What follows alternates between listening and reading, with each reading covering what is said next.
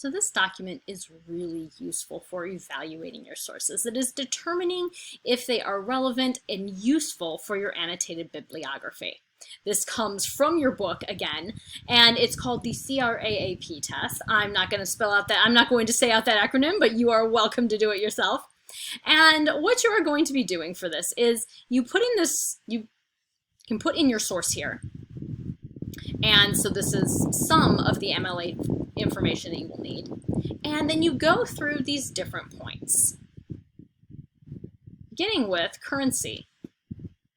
How recent is this? And how relevant based on the time? Relevant to the topic is it?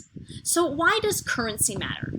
Well, if we're talking about AI, things have changed so rapidly that an article that's a couple years old is already really outdated.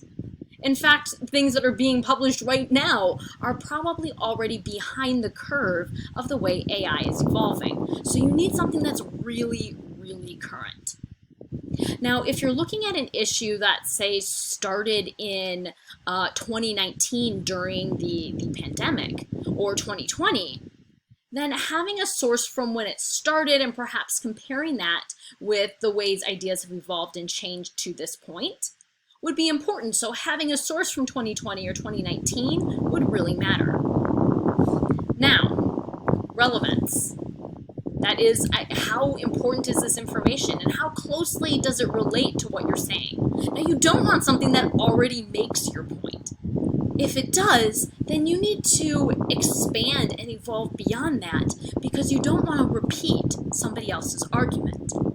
But you do want the things that you say to be closely related to what you're saying. So the relevance for some of Tate's material when she's referencing things that are going on in the United States isn't quite clear to us because it seems like her argument's primarily about what's going on in the United Kingdom. And so sources that are tied to the US don't seem as relevant to her argument. Finally, authority. What gives a source authority? Is it that it's a government or an academic website?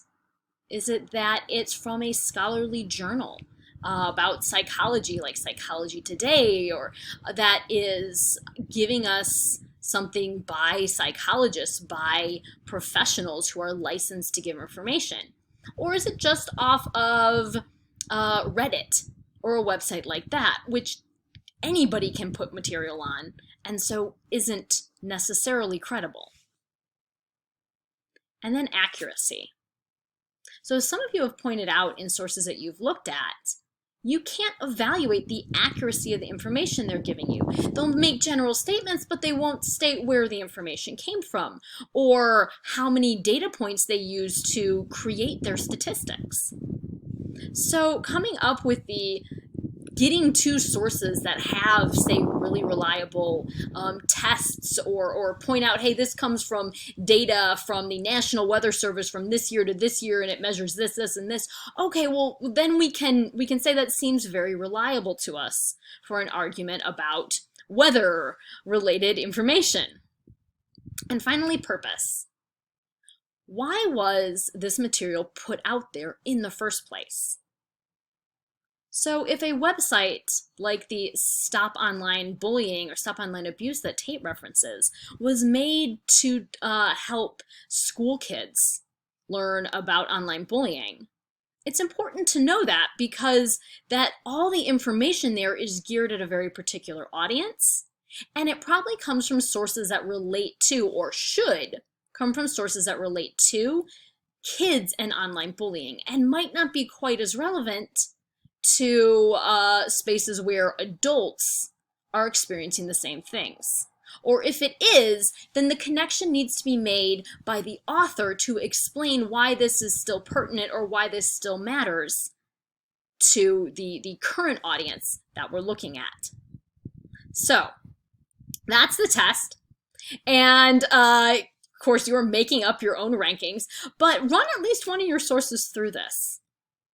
And thinking about that for one of your sources will help you be mindful of this for all of the sources in your annotated bibliography, where you will also be putting, here's the rank that I gave this source as its reliability using the CRAAP test evaluator.